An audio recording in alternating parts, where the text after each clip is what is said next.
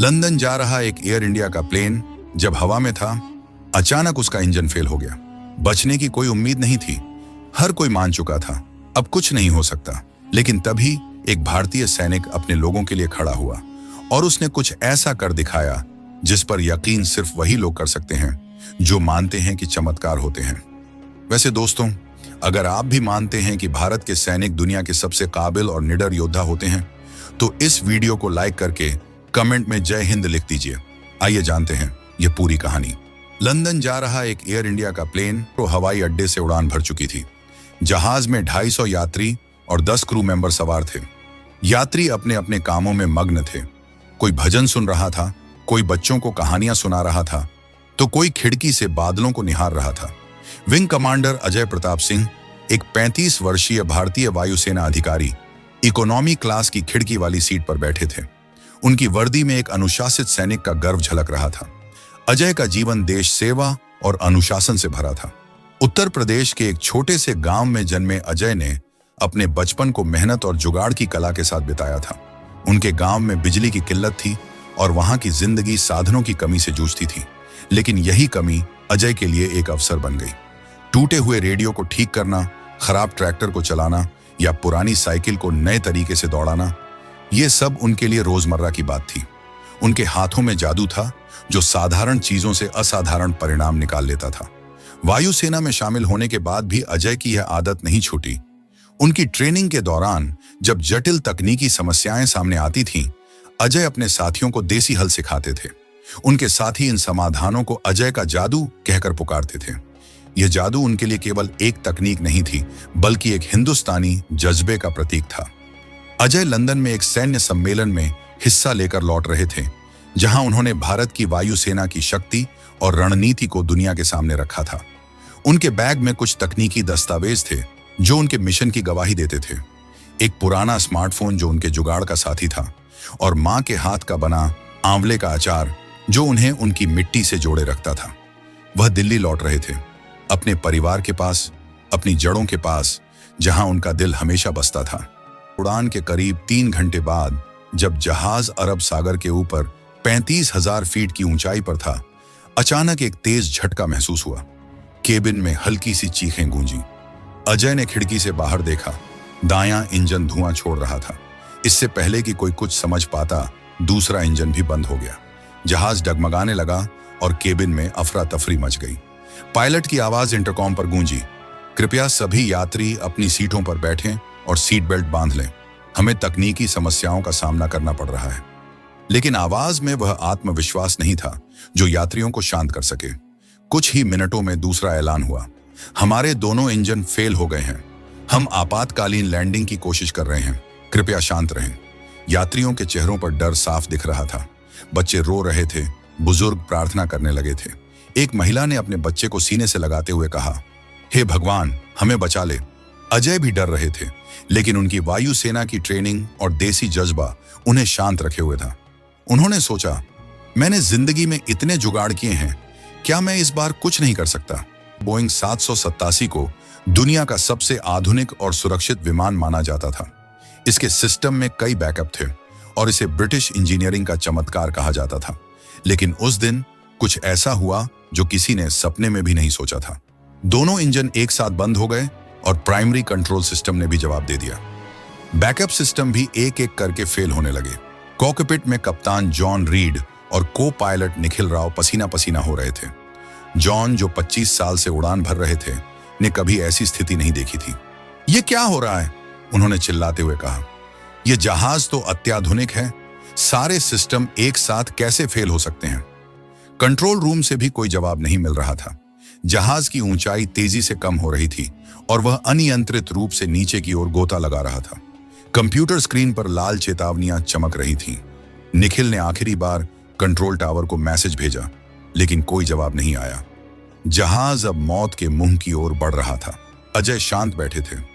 उनकी वायुसेना की ट्रेनिंग और गांव में सीखा जुगाड़ उनके दिमाग में घूम रहा था। उन्होंने अपने पुराने स्मार्टफोन को निकाला और कुछ सोचने लगे। उनके पास ज्यादा समय नहीं था, लेकिन हिंदुस्तानी जज्बा उनके खून में था। उन्होंने एक एयर होस्टेस प्रिया शर्मा से कहा, मुझे पायलट से बात करनी है, शायद मैं कुछ कर सकूं। प्रिया ने पहले तो हिचकिचाया, लेकिन अजय की वर्दी और आंखों में विश्वास देखकर वह उन्हें कॉकपिट तक ले गई। कॉकपिट का माहौल तनावपूर्ण था। कप्तान जॉन ने गुस्से में कहा, आप कौन हैं? यह कोई मजाक नहीं है। अजय ने शांत स्वर में जवाब दिया, मैं भारतीय वायुसेना का विंग कमांडर हूं। मैंने कई जटिल मिशन संभाले हैं। मुझे सिर्फ एक मौका दीजिए। अगर आपकी मशीनरी फेल हो गई है तो मेरा देसी जुगाड़ शायद काम कर जाए। जॉन को अजय की बातों में दम दिखा। उनके पास कोई और रास्ता नहीं था।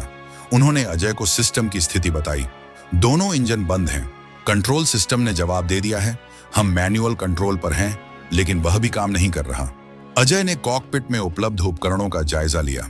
उन्होंने देखा कि जहाज का वायरलेस कम्युनिकेशन सिस्टम अभी भी आंशिक रूप से काम कर रहा था, लेकिन मुख्य कंट्रोल पैनल से इसका कनेक्शन टूट चुका था। अजय ने अपने स्मार्टफोन को निकाला, एक पुराना मॉडल जिसे वह अपने मिशनों में कई बार छोटे मोटे तकनीकी कामों के लिए इस्तेमाल कर चुके थे। उन्होंने सोचा, अगर मैं अपने फोन को जहाज के वायरलेस सिस्टम से जोड़ सकूं तो शायद कुछ कंट्रोल वापस लाया जा सकता है।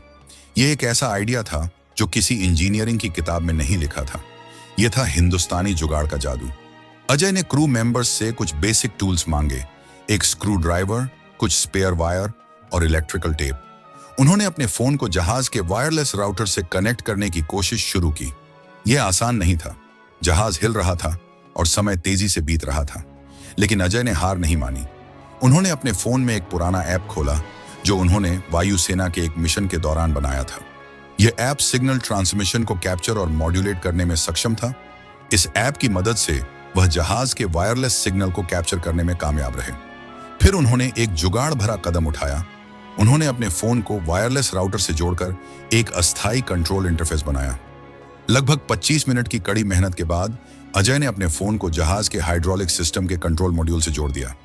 उन्होंने पायलट को कहा, अब मेरे फोन पर कुछ कमांड्स देकर रडर को मूव करने की कोशिश करें।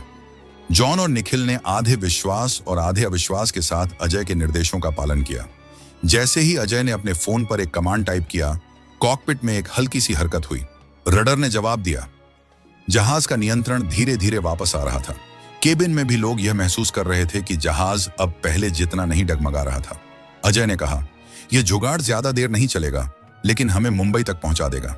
जॉन ने तुरंत मुंबई हवाई अड्डे को अलर्ट किया। आपातकालीन लैंडिंग की तैयारी शुरू हो गई। अगले 30 मिनट बेहद नाटकीय थे। अजय कॉकपिट में ही रहे और अपने फोन के जरिए जहाज के कंट्रोल को स्थिर रखने में मदद करते रहे। उनका जुगाड़ काम कर रहा था, लेकिन यह एक अस्थायी हल था। वायरलेस सिस्टम पर दबाव बढ़ रहा था और फोन की बैटरी भी कम हो रही थी। मुंबई हवाई अड्डे पर रनवे खाली कराया गया। आपातकालीन सेवाएं तैयार थीं। जैसे ही जहाज मुंबई के ऊपर पहुंचा, जॉन ने लैंडिंग की तैयारी शुरू की। अजय ने आखिरी बार अपने फोन को चेक किया और कहा, बस 10 मिनट और यह हमें जमीन तक पहुंचा देगा। लैंडिंग जोखिम भरी थी। बिना इंजन के जहाज को ग्लाइड करके उतारना एक चमत्कार से कम नहीं था, लेकिन जॉन की कुशलता, निखिल का समन्वय और अजय के जुगाड़ ने यह चमत्कार कर दिखाया। जैसे ही जहाज के पहिए रनवे को छुए, कॉकपिट और केबिन में तालियों की गड़गड़ाहट गूंज उठी। हीरो का स्वागत। भारत का बेटा। जब जहाज रुका तो यात्री और क्रू मेंबर अजय को घेर कर उनकी तारीफ करने लगे। एक बुजुर्ग महिला ने अजय का हाथ पकड़कर कहा, बेटा, तूने मेरे पोते की जान बचाई। तू सचमुच भारत का लाल है।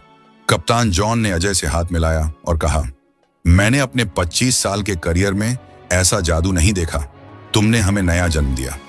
मुंबई हवाई अड्डे पर अजय का हीरो की तरह स्वागत हुआ। आपातकालीन सेवा प्रभारी अजय पांडे और जांच अधिकारी राधिका जोशी ने अजय के जुगाड़ की तारीफ की। अजय ने एक इंटरव्यू में कहा, मैंने कुछ खास नहीं किया। मैंने वही किया जो मेरे गांव और मेरी वायुसेना ने मुझे सिखाया, जुगाड़ और देश सेवा। यह हिंदुस्तान की ताकत है। भारत सरकार ने अजय को वीर चक्र से सम्मानित किया। ब्रिटिश एयरलाइंस ने उन्हें लंदन में एक समारोह में बुलाकर सम्मान दिया। लेकिन अजय के लिए सबसे बड़ा पुरस्कार था उन 250 परिवारों की दुआएं जिनके अपने सुरक्षित घर लौटे।